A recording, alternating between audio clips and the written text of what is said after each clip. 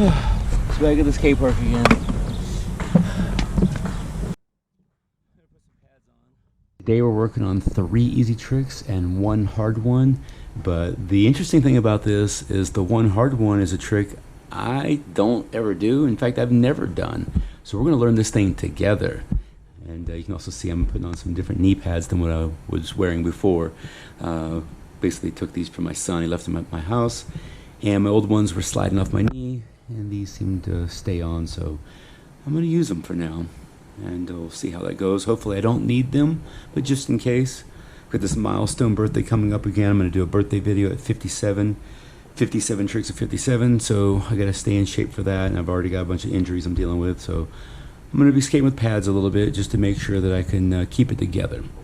But today we're going to be working on a new trick. We're going to learn this together. So the 3 easy tricks are going to be the 3 components to the main trick, and then the hard trick is going to be the one that I've never done. I watched some of the game of skate stuff on the internet, the Mano-a-Mano, and this trick I've seen some of these people doing. They were calling it a dingleberry, which is basically a frontside body varial to a fakie 5-0 coming back in regular.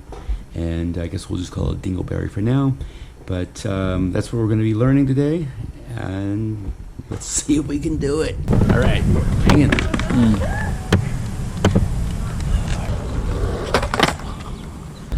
So did you set up your first 3? Yeah. Are you just gonna do the hard one first and then try and break it down over there? No, I'm not gonna go over there. I gotta learn the fucking trick. You know? So I really actually have to focus on the components of it. So I guess the first component is gonna be the first part is more just the back scratch grind. So that's the first component? So backside scratch grind, probably the first grind you guys ever learned. So that's an easy one, and I think we can check that one off. And I go to that same position, I get into it going backwards, land up like fakie, land in like a backside grind like that. So if you can go, is going up fakie and going into like a backside Smith position from fakie. So I think if you go like fakie back Smith or just a fakie back scratch grind, or you're gonna fakie back pivot, you know, it's all similar motion. But in this case, it's gonna be more of like a fakie to back scratch, but even sliding backwards a little bit and then going back in regular, right? Really, it's the sliding. Going up backwards and just hitting that position and going back to regular.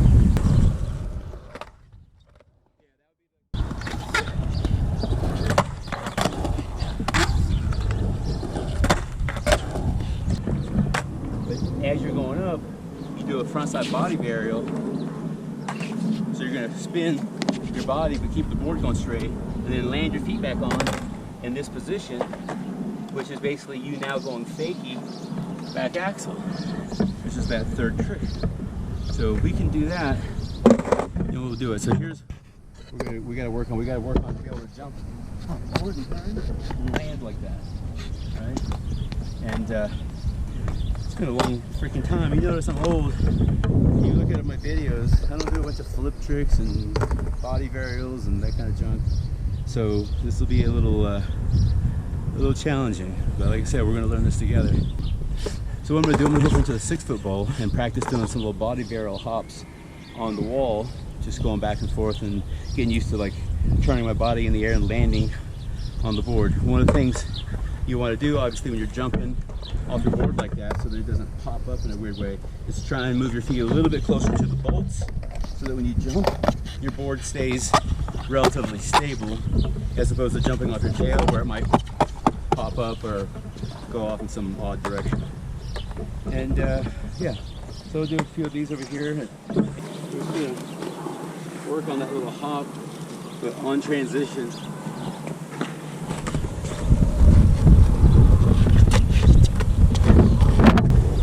One of the things I've noticed in trying to get comfortable with this little body varial, this little hop, doing it on transition, is that when I'm hopping, my body center of gravity is going more up the wall, whereas my skateboard is like below me. So I'm not really giving myself a good chance at landing on it. And I'm not sure really what the solution is for that. Maybe if I jump off a little sooner where my board still has forward momentum, or maybe if I just turn quicker, or maybe I do it further up the wall where the board wants to stall a little bit more. I'm gonna keep working on it though. Let's see if we can feel it out to at least get the varial, because if I can't turn and land on my board, how am I gonna turn and land in a fakie grind, right? So let's feel this out and get this piece down, and then we'll tie it all together.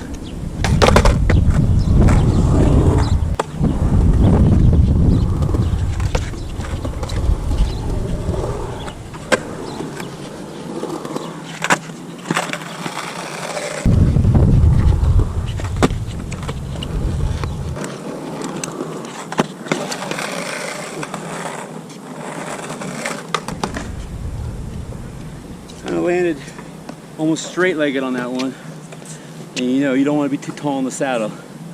You land straight-legged, you can't control your board. It's harder to control your balance, and it can get dangerous. So I guess the tip here is to bend your knees a little bit. Even if you land in a little bit of a squat, you'll be able to control it on the way out more so than standing up tall in the saddle. So let's try to do it better.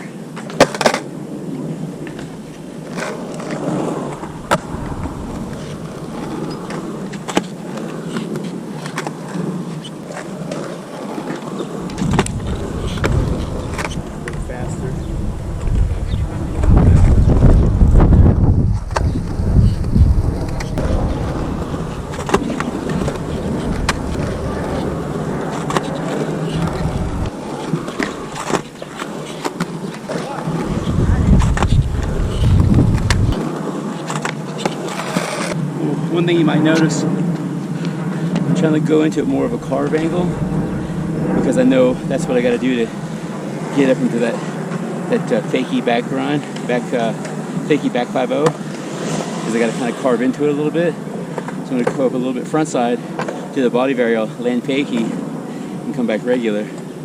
So that's why I'm trying to go in not so perfectly straight when I'm filling out this motion, because I got to get the motion of going into the carve also.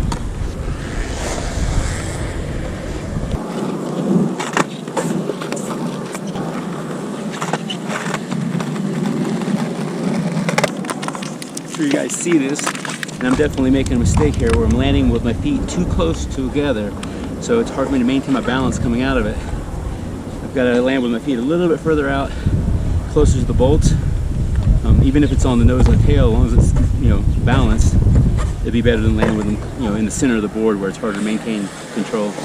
So keep working on this motion. In a few minutes we're going to take it over there to the coping and see if we can stick one onto the coping.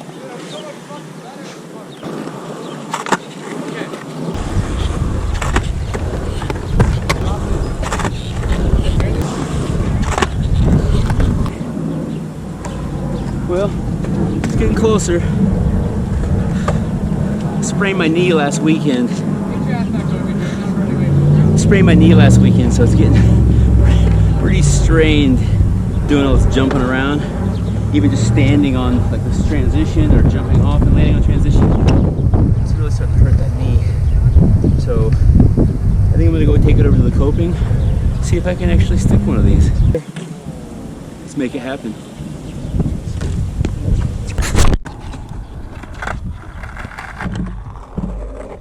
A little different with coping in front of you.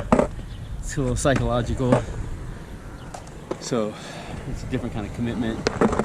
And in my mind, I'm thinking about the wheels. Are they going to bonk off the coping before I can put my feet on? It's going to bounce weird. I don't know. Do I need to land in it with momentum and then push it into the grind? Or do I land in the grind? I don't know. But we tried a few times, and let's see what we can do. I can do those hops like I was doing over there, do them over here. There's a good chance. I guess maybe I might land in a disaster and land all weird. I don't know. But the goal is to land on that axle and even grind backwards just a little bit if we do it right.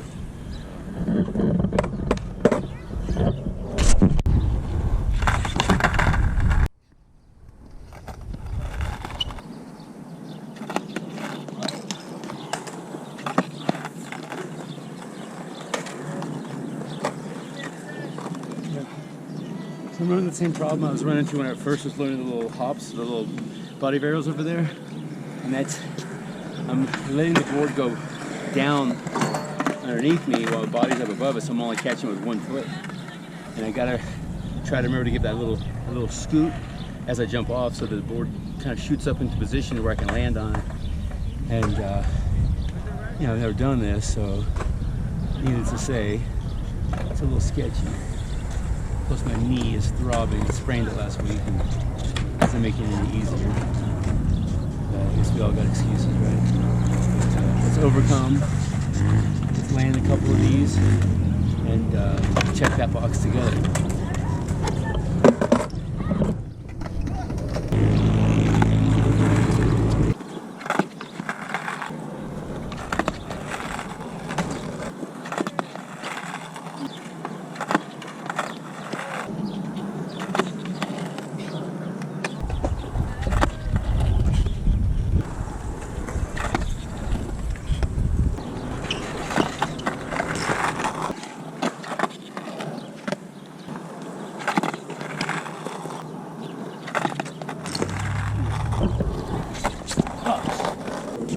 Okay, so let's talk about cheat codes, right? We talked about components of tricks. You learn a little here, learn a little here, then you bring it to another spot and you mix it together. What we're trying to do right now. So the cheat code we're going to use is going to use visualization. We're going to trick our brain, we're going to see ourselves doing it, and we're going to do it as if we already know how to do it. So we're going to go into it as if we already know, and we already know what's going to happen, and we're going to land it right, and we're going to come out of it. And let's see if we can bring that into the mix, and hopefully it'll make all the difference. Because right now my knee is killing me. I barely walk.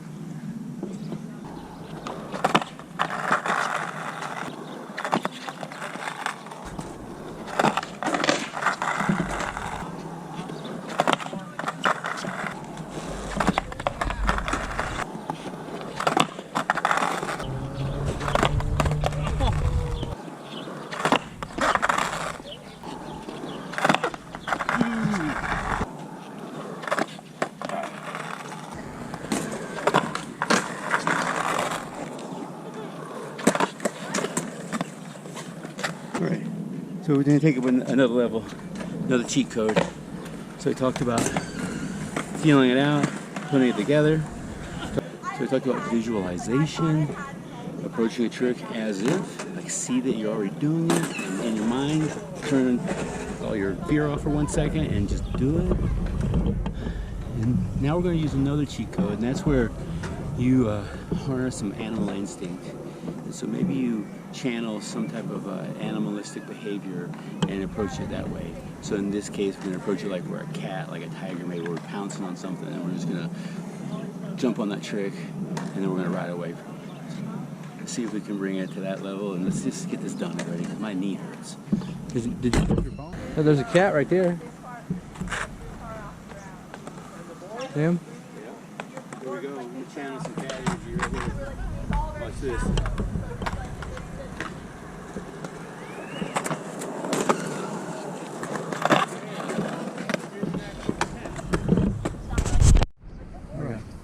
Alright, so you saw that I channeled some cat energy.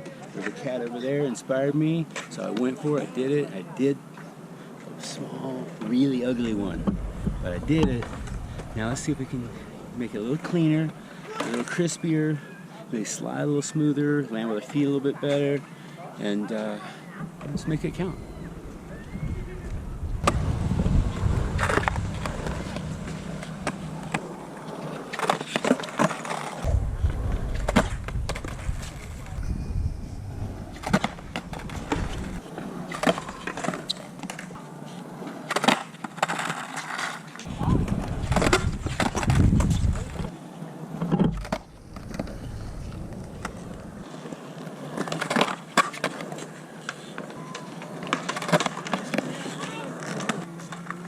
Okay, my knee's hurting so damn bad. We'll just call that good for now. The battery's getting really low. Let's get hit a little flow tricks over here to like cool down, and then we'll get out of here. So, wait.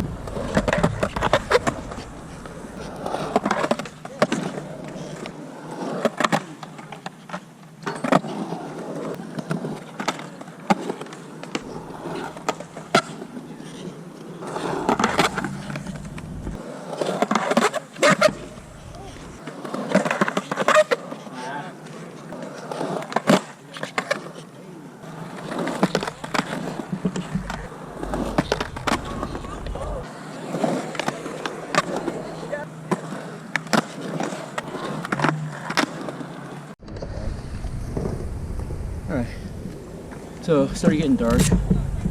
Needless to say, my knee hurts, ankle, hand, back, foot, hip, whatever. You can go down the list. If you're looking for excuses, we all got them. But bottom line is, kind of did it a little bit. A little ugly on some small terrain. But I feel like I actually got into it and actually did it a little bit. So I feel pretty good about that. We'll see how it looks on video when I, pull it up on the computer. But well, let's say this. What have I learned? It might help you be able to get a little bit quicker. One thing for sure is you get used to that little body varial on transition, just so you get used to that. But the little scoot with your foot as you jump, so the board kind of stays underneath you, is key. You almost have to, like I said, give a little scoot into position and then land on it, rather than just doing a straight up hop, because otherwise the board is not going to be where you need it to be. So do that. That will help you get a lot quicker. String all those things together, like we did the fakie axle, fakie back axle, fakie back 5-0, kind of like a fakie 5-0. Did the little body barrels on transition, get used to that, and then bring it all together on something that's small enough that you feel comfortable actually sticking one and riding away. So I feel pretty good. I learned something new that I've never done before. I'll be 57 years old in 45 days. So I feel pretty good about that. Hopefully you'll be motivated to go out and learn this. At least go out and skate, have some fun, tap into this fountain